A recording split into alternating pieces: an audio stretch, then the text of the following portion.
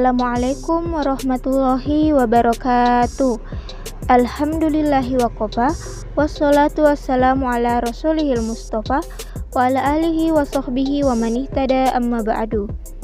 Alhamdulillah, senantiasa kita bersyukur kepada Allah Subhanahu wa taala yang selalu melimpahkan kebaikan-kebaikan untuk kita. Mari pula kita kirimkan sholawat beserta salam kepada yang selalu dirindukan, sang suri tauladan Nabiullah Muhammad sallallahu alaihi wasallam. Yang terhormat Bapak Haji Jumaidi LCMA dan yang saya banggakan teman-teman sekalian. Perkenalkan, kami dari kelompok 13, saya atas nama Nur Afni Suardi bersama rekan saya Atifah Hikmawati dari kelas PAI 31 jurusan Pendidikan Agama Islam Fakultas Tarbiyah. Nah, kali ini kami akan memaparkan salah satu materi dari mata kuliah hadis tarbawi yang berjudul hadis tentang koherensi yang mesti ada antara ilmu dan amal. Kira-kira apa saja ya hadis yang membahas terkait hubungan antara ilmu dan amal? Daripada tambah penasaran, langsung saja kita ke pembahasannya yuk. Beramal tanpa berilmu sangat tidak rasional bagaikan kapal yang diombang-ambingkan gelombang di tengah samudra luas, sementara keinginan untuk cepat sampai ke daratan sangatlah tinggi. Maka mukjizat Allah lah yang paling berperan ketika itu. Begitu pula dalam kehidupan ini, ibadah bukan hanya sekedar berdiri, ruku, maupun sujud dalam sholat saja. Namun setiap diri akan dituntut untuk melaksanakan apa sesungguhnya hikmah di balik perintah ibadah sholat itu. Begitu pula dengan ibadah lainnya. Selain menunaikan ibadah dengan ikhlas, perealisasian dari hikmah yang terkandung di dalamnya harus menjadi prioritas utama dan tidak bisa dikesampingkan sama sekali. Jelasnya, raihlah keinginan dunia akhirat itu sebanyak-banyaknya dan imbangi ilmu itu dengan amal ikhlas dan penuh kehusyukan. Pengertian ilmu dan amal. Pengertian ilmu dari unsur etimologi, ilmu didefinisikan sebagai tahu yang kemudian dijabarkan menjadi kata pengetahuan. Kata ilmu juga berasal dari bahasa Arab yaitu alima ya'lamu, yang artinya memperoleh hakikat ilmu, mengetahui dan yakin. Dari perspektif sains, pengertian ilmu juga tak jauh berbeda, yaitu usaha-usaha sadar untuk menyelidiki, menemukan, dan meningkatkan pemahaman manusia dari berbagai segi kenyataan dalam alam manusia. Sedangkan pengertian secara umum adalah kumpulan pengetahuan sistematis yang merupakan produk dari aktivitas penelitian dengan metode ilmiah. Pengetahuan merupakan akuisisi terendah yang diperoleh dari rangkaian pengalaman tanpa melalui kegiatan penelitian yang lebih intensif. Pengertian amal dalam pandangan Islam adalah setiap amal saleh atau setiap perbuatan kebajikan yang diridhoi oleh Allah Subhanahu wa taala. Kata amal sendiri berasal dari bahasa Arab yaitu amalah yang berarti mengamalkan, berbuat, dan bekerja. Dengan kata lain, di dalam Islam, amal tidak hanya terbatas pada ilmu fikih dan hukum-hukum agama.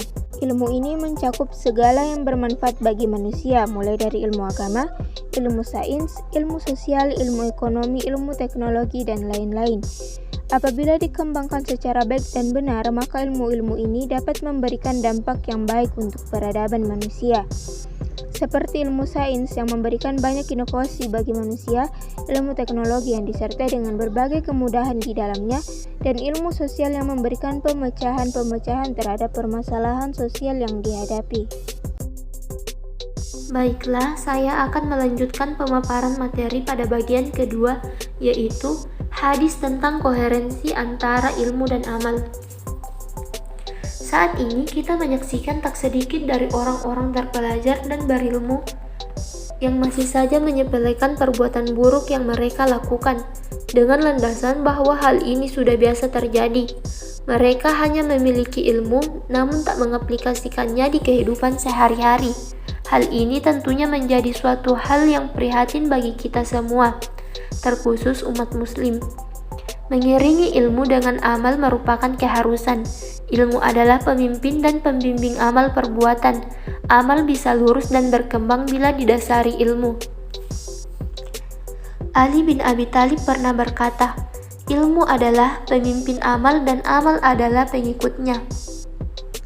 Serupa dengan ucapan Al-Bukhari, yakni al-ilmu qabla qawli wal amali, ilmu sebelum berkata dan berbuat. Perkataan ini merupakan kesimpulan yang beliau ambil dari firman Allah Ta'ala yang berbunyi, A'udzubillahi minasyaitonirrajim. Bismillahirrahmanirrahim. Fa'lam annahu la ilaha illallah wastaghfir li dzambika walil mu'minina wal mu'minat.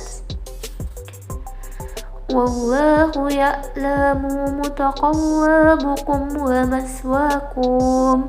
Artinya, maka ketahuilah bahwa tidak ada Tuhan yang patut disembah selain Allah, dan mohon ampunan atas dosamu dan atas dosa orang-orang mukmin laki-laki dan perempuan. Dan Allah mengetahui tempat usahamu dan tempat tinggalmu. Surah Muhammad ayat 19. Dalam riwayat lain, Al-Muhallab rahimakumullah mengatakan, amalan bermanfaat adalah amalan yang terlebih dahulu didahului oleh ilmu. Amalan yang di dalamnya tidak terdapat niat, ingin mengharapkan ganjaran-ganjaran dan merasa telah berbuat ikhlas. Maka ini bukanlah amalan, karena tidak didahului oleh ilmu. Sesungguhnya yang dilakukan hanyalah seperti orang gila yang pernah diangkat dari dirinya. Al-Ghazali menyebut bahwa ilmu menempati posisi pohon dan ibadah adalah buahnya. Dalam menempati posisi pohon, ilmu lebih didahulukan dibandingkan buah. Keutamaan ilmu karena ia menjadi pohon, tempat asal atau sumber buah. Akan tetapi, ilmu tidak berguna jika tidak berbuah. Sehingga seseorang muslim harus memiliki ilmu dan beribadah. Ahli ilmu lebih utama dibanding ahli ibadah. Itu disebabkan ilmu sebagai asal dan petunjuk. Al-Ghazali menyitir sabda Rasulullah Shallallahu Alaihi Wasallam yang berbunyi, Al-ilmu imamu amali wal amalu ta'i'uh. Artinya, ilmu merupakan pemimpin amal dan amal adalah pengikutnya. Lebih diutamakannya ilmu dibanding ibadah dikarenakan ilmu sebagai asal atau sumber, sedangkan ilmu diposisikan sebagai asal karena dua hal. Dengan memiliki ilmu, ibadah akan terlaksana secara benar. Bagaimana mungkin seorang yang beribadah tanpa memiliki pengetahuan tentang zat yang disembah, apa yang ia perintah dan ia larang? Maka ilmu lebih didahulukan agar Islam tidak keliru dalam beribadah, sehingga membuat ibadahnya sia-sia.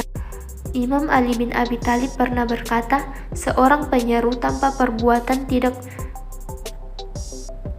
ubahnya seorang pemanah tanpa anak panah. Hadis ini menyinggung tentang seseorang yang hendak berbagi pengetahuan dan ilmu yang dimilikinya, namun sayangnya ia tak menyertai ilmu tersebut dengan amalan.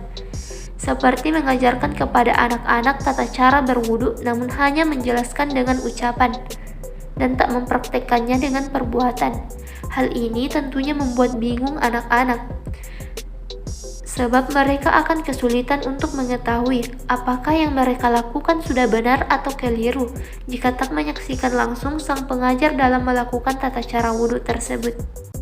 Sekian video dari kami. Terima kasih banyak atas perhatiannya. Wassalamualaikum warahmatullahi wabarakatuh.